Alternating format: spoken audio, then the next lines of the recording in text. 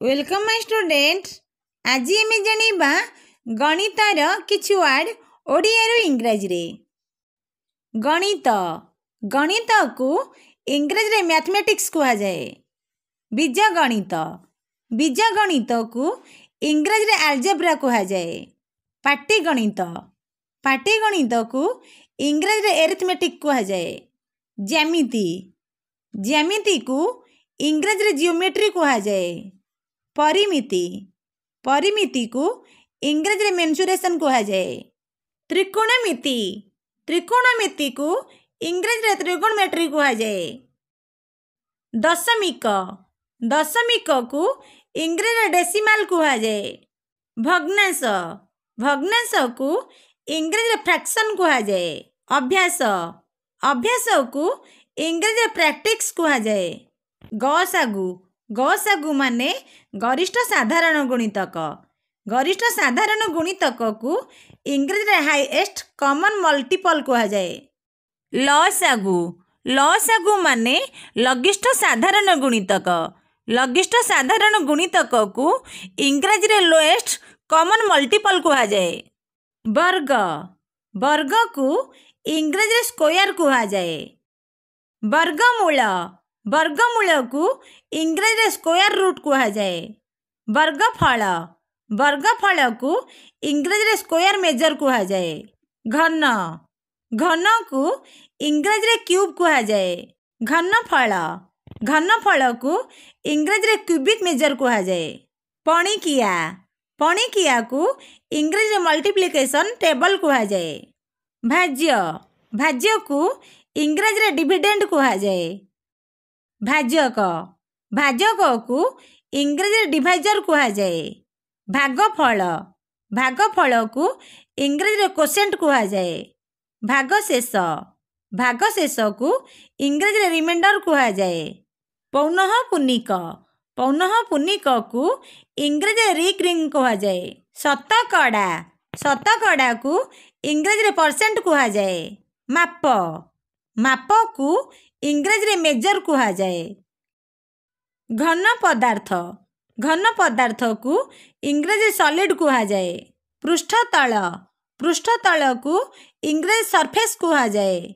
क्षेत्रफल क्षेत्रफल को इंग्रजी रे एरिया कहा जाए। बिंदु बिंदु को इंग्रजी रे पॉइंट कहा जाए। रेखा रेखा को इंग्रजी रे लाइन कहा जाए। सरल रेखा को इंग्रजी स्ट्रेट लाइन कहा जाए। वक्र रेखा को इंग्रजी कर्व्ड लाइन कहा जाए। भूमि भूमि को इंग्रजी बेस कहा जाए। उपपाद्य उपपाद्य को इंग्रजी थ्योरम कहा जाए। स्थानांक स्थानांक को इंग्रजी कोऑर्डिनेट कहा जाए। वज्रगुणन वज्रगुणन को इंग्रजी क्रॉस मल्टीप्लिकेशन कहा जाए। लब लब को इंग्रजी न्यूमरेटर कहा जाए। हर हर को इंग्रजी डिनोमिनेटर कहा जाए। गणन संख्या को इंग्रजी नेचुरल नंबर कहा जाए। घातांक घातांक को इंग्रजी इंडेक्स बा एक्सपोनेंट कहा जाए। गुणनीयक गुणनीयक को इंग्रजी फैक्टर कहा जाए। ससीम ससीम को इंग्रजी फाइनाइट कहा जाए। असीम असीम को इंग्रजी इनफाइनाइट कहा जाए। उत्पादक निर्णय को इंग्रजी फैक्टराइजेशन कहा जाए। समुच्चय बा सेट समुच्चय बा सेट को इंग्रजी सेट कहा जाए। पूर्ण संख्या को इंग्रजी इंटीजर कहा जाए। एक घात को इंग्रजी लिनियर कहा जाए। लगारिदम को इंग्रजी लगारिदम कहा जाए। भुज को इंग्रजी एब्सिसा कहा जाए। परिमेय राशि को इंग्रजी रेशनल एक्सप्रेशन कहा जाए। परिमेय संख्या को इंग्रजी रेशनल नंबर कहा जाए। उपसेट को इंग्रजी सबसेट कहा जाए। सेट प्रक्रिया को इंग्रजी सेट ऑपरेशन कहा जाए। सारणी पद्धति सारणी पद्धति को इंग्रेजी टैबुलर मेथड कहा जाए। संयोग संयोग को इंग्रेजी यूनियन कहा जाए। छेद छेद को इंग्रेजी इंटरसेक्शन कहा जाए। व्यापक सेट को इंग्रेजी यूनिवर्सल सेट कहा जाए। रंबर्स रंबर्स को इंग्रेजी रंबर्स कहा जाए। ट्रापेजियम को इंग्रेजी ट्रापेजियम कहा जाए। वृत्तकला को इंग्रेजी सेक्टर कहा जाए। समवर्तुल को इंग्रेजी सिलिंडर कहा जाए। मात्रा को इंग्रेजी डायमेंशन कहा जाए। प्रिज्म को इंग्रेजी प्रिज्म कहा जाए। घनमूल को इंग्रेजी क्यूब रूट कहा जाए। पार्श्वतल को इंग्रेजी लैटेरल सरफेस कहा जाए। समग्र पृष्ठतल को इंग्रेजी होल सरफेस कहा जाए। गुणफल को इंग्रेजी प्रोडक्ट कहा जाए।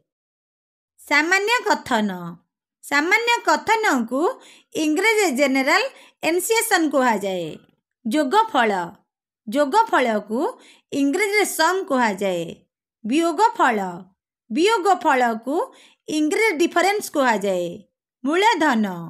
मूलधन को इंग्रेजी प्रिंसिपल बा कैपिटल कहा जाए। सरल सुध को इंग्रेजी सिंपल इंटरेस्ट कहा जाए। चक्रवृद्धि हार को इंग्रेजी कंपाउंड इंटरेस्ट कहा जाए।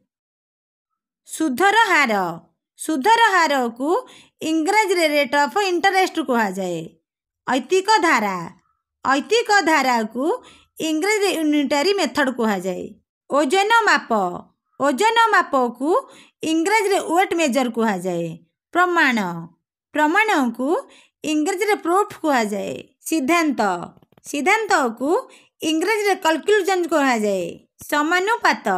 समानुपात को इंग्रेजी प्रोपोर्शन कहा जाए। व्यस्त प्रक्रिया को इंग्रेजी इन्वर्टेंडो कहा जाए। एकांतर प्रक्रिया को इंग्रेजी अल्टरनेंडो कहा जाए। संयोग प्रक्रिया को इंग्रेजी कंपोनेंडो कहा जाए। भाग प्रक्रिया को इंग्रेजी डिविडेंडो कहा जाए। जोग प्रक्रिया को इंग्रेजी एडेंडो कहा जाए। जोगांतर प्रक्रिया को इंग्रेजी कंपोनेंडो बा डिवाइडेंडो कहा जाए। अपसारण प्रक्रिया को इंग्रेजी मेथड ऑफ एलिमिनेशन कहा जाए। चलन को इंग्रेजी वेरिएशन कहा जाए। परममान को इंग्रेजी एब्सोल्यूट वैल्यू कहा जाए। परिपूरक को इंग्रेजी कंप्लीमेंट कहा जाए। ध्रुवक संख्या को इंग्रेजी कांस्टेंट कहा जाए। स्थानांक ज्यामिति को इंग्रेजी कोऑर्डिनेट ज्योमेट्री कहा जाए। एकघाती समीकरण को इंग्रेजी लिनियर इक्वेशन कहा जाए। द्विज संबंध को इंग्रेजी बाइनरी रिलेशन कहा जाए। स्वीकार्य को इंग्रेजी पर्सुलेट कहा जाए। स्वतः सिद्धि को इंग्रेजी एक्जियम कहा जाए। वृत्त को इंग्रेजी सर्कल कहा जाए। अर्धवृत्त को इंग्रेजी सेमी सर्कल कहा जाए। व्यास को इंग्रेजी डायमीटर कहा जाए। व्यासार्ध को इंग्रेजी रेडियस कहा जाए। परिधि को इंग्रेजी सर्कमफेरेंस कहा जाए। वर्गक्षेत्र को इंग्रेजी स्क्वायर कहा जाए। आयतक्षेत्र को इंग्रेजी रेक्टेंगल कहा जाए। चतुर्भुज को इंग्रेजी क्वाड्रिलेटरल कहा जाए। पंचभुज को इंग्रेजी पेंटागन कहा जाए। षडभुज को इंग्रेजी हेक्सागन कहा जाए। सप्तभुज को इंग्रेजी सेप्टागन कहा जाए। अष्टभुज अष्टभुज को इंग्रेजी ऑक्टागन कहा जाए। नवभुज नवभुज को इंग्रेजी नोनागन कहा जाए। बहुभुज बहुभुज को इंग्रेजी पॉलीगन कहा जाए। चतुर्भुजार कर्ण चतुर्भुजार कर्ण को इंग्रेजी डायगोनाल कहा जाए। समांतर समांतर को इंग्रेजी पैरेलल कहा जाए। सामांतरिक क्षेत्र सामांतरिक क्षेत्र को इंग्रेजी पैरेललोग्राम कहा जाए। त्रिभुजार कर्ण त्रिभुजार कर्ण को इंग्रेजी हाइपोटेन्यूज कहा जाए। दैर्घ्य प्रस्थ उच्चता दैर्घ्य प्रस्थ उच्चतार इंग्राजी डायमेंशन कहा जाए। बाहु बाहु को इंग्रेजी आर्म कहा जाए। शीर्ष बिंदु को इंग्रेजी वर्टेक्स कहा जाए।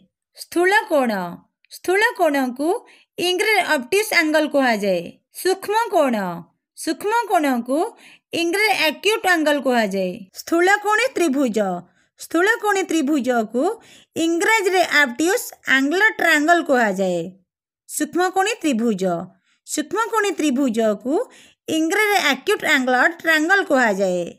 समकोणी त्रिभुज को इंग्रेजी राइट एंगुलर ट्रायंगल कहा जाए।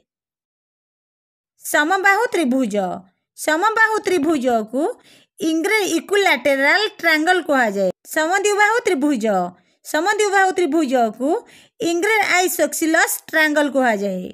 विषमबाहु त्रिभुज को इंग्रेजी स्केलिन कहा जाए। राशि को इंग्रेजी डाटा कहा जाए। परिसंख्यान